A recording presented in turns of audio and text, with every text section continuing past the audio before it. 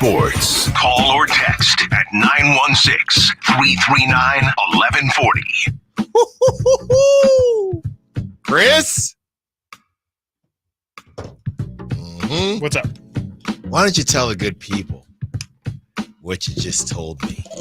According to Sean Cunningham of Fox 40, this is a tweet from him about 12 minutes ago. According to sources, free agent forward Jae Crowder will be working out with the Sacramento Kings this week. The 34-year-old veteran was with the Bucks last season. Like last month with Isaiah Thomas, Crowder will join roster players in town seeking on-court competition. Let's go. Let's go. For what?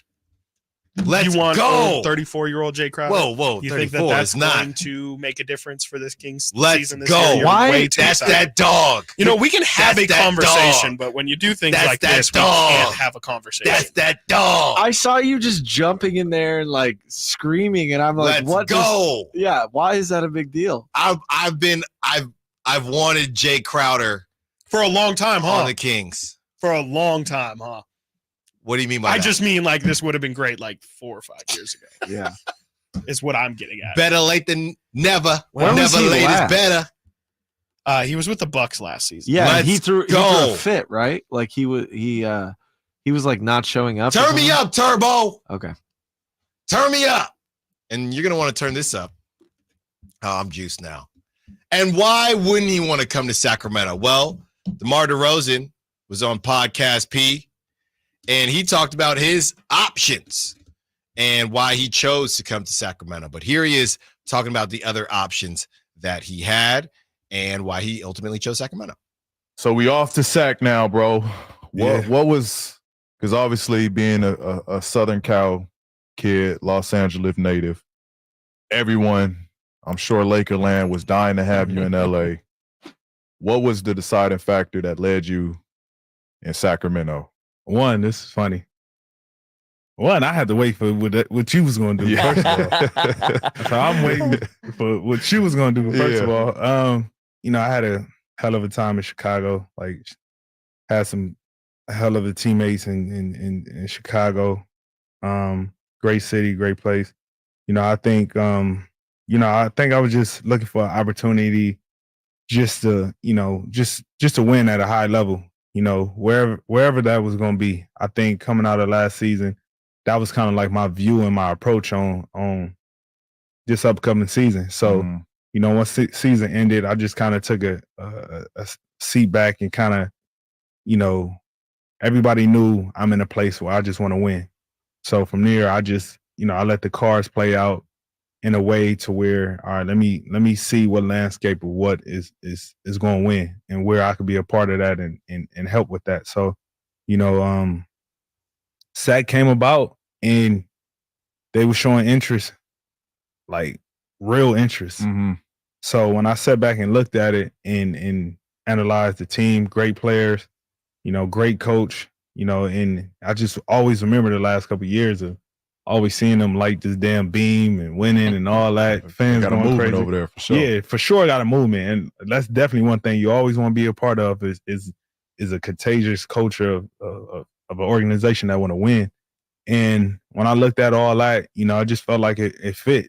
It was a big key piece that I felt like I could bring from a leadership standpoint and definitely skill standpoint that could kind of pushes over the edge. Mm-hmm. And There you go. There you go. I mean, clearly, this is a lot of the same thing that he said when he was at the introductory press conference, and he just wants to win and wants to be a part of a movement and understanding everybody is on the same page, right? And he's talked to De'Aaron and Sacramento was showing interest. So feels like everything kind of just fell into place, Chris. And we'll get into, we have the audio of the other places that he was interested in, but we don't care about that. But we will play it just so you guys know who else was in the mix. But yeah, I mean, just great stuff from DeMar, man. And it just seems like at this point in his career, he is just laser focused on doing some high level winning before the sun sets on everything he's done in the game of basketball. Yeah, definitely. I mean, I assume that it sounds nice for him to, say Sacramento was the right option and things like that for all the reasons he listed. I do kind of think that a big reason why the Kings were the choice maybe over some other teams is the fact that they also had the window of opportunity, right? Like we talk about it when it came to Brandon Ayuk. Like, what exactly are you looking for? What do you want? It feels like Sacramento checked the most boxes for DeMar, where he could still be, talked about like, wow, this is a big deal for us, right? Like DeMar DeRozan coming to Sacramento doesn't happen. And so he's going to be properly appreciated when he's here. It'll just be all praise, all positive. Whereas, if he would have gone to the Lakers or something like that, well, now he's third fiddle behind LeBron and AD. He's got to fit into their situation. And you can go down the list. I mean, we're going to play the audio of the other places where he's considering, but I just think Sacramento offered it all to him. It's a contender.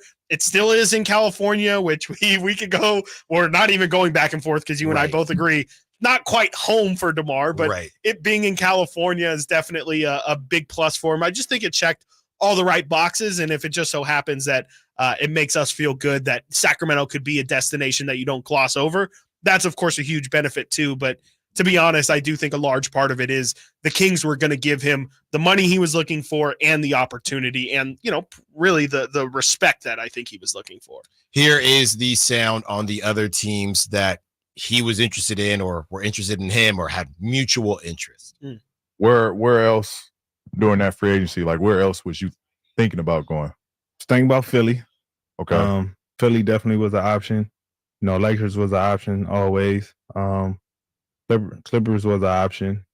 And the Heat was an option. I say those teams for sure was a real personal, legitimate option for me to, that I was considering.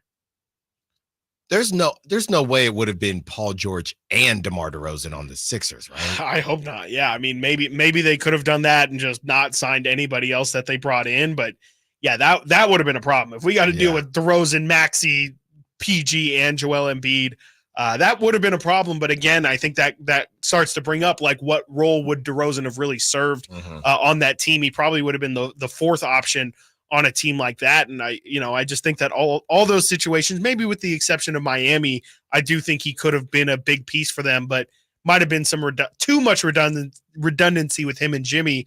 I just think that this is the perfect situation for him. And I'm glad that it's here. I'm glad that, the timelines seem to be matching up perfectly, but I think a big reason why DeMar circled Sacramento is that he's going to get the shots he wants. And he's still going to be looked at as one of the key reasons why this team is successful, because frankly, I mean, it's the conversation that I think we were all having when DeMar first came here.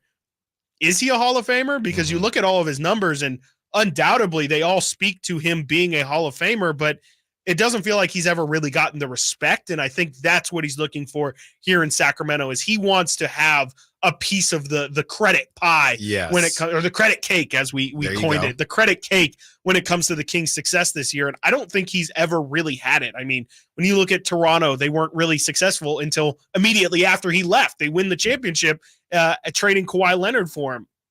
When he gets to San Antonio, they're fine. They're scrappy, but they weren't the San Antonio Spurs that fan base was used to. He goes to Chicago. Yeah, he gets the respect as their best player. The team is trash. And so I think he's just looking for that thing that he hasn't had so far in his career. And I just hope Sacramento can give it to him, because this is a really prime opportunity for Sacramento to display, look, if you want to be a star and you want to live in California and you want to, have all the amenities of everything, don't gloss over us, because we can definitely be a location where you get everything you want and you can have really the freedom of not being in the public light 24/7.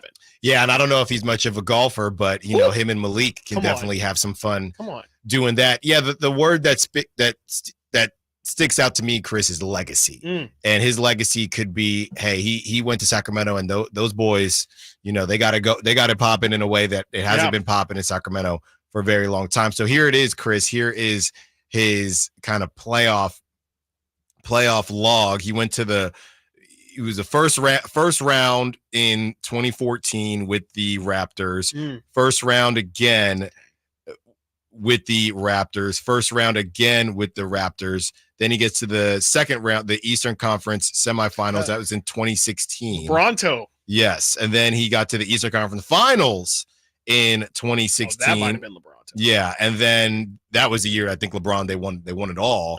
And then 2017 they get to the Eastern Conference semifinals and then they lose.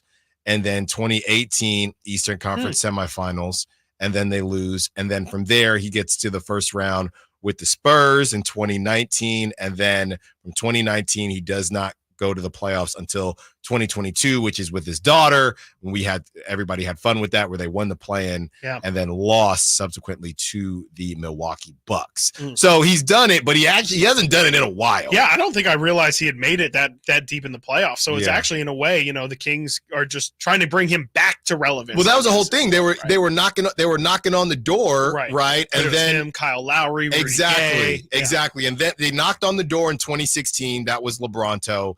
And then 2017 got to the Eastern Conference semifinals. 2018, they lose in the first round. And then Masai Ujiri, they just say, we can't. Yeah. We have to make a move. And then in 2019 is when the Toronto Raptors won the championship because Kevin Durant was hurt. And then Klay Thompson got hurt as well. But they did get it. And DeMar DeRozan is looking for his time in the spotlight out here in Sacramento. Coming up next, our own, and we love and hate to give Carmichael Dave credit. Our own Carmichael Dave broke a story. He gave us some breadcrumbs last night, and it came out yesterday.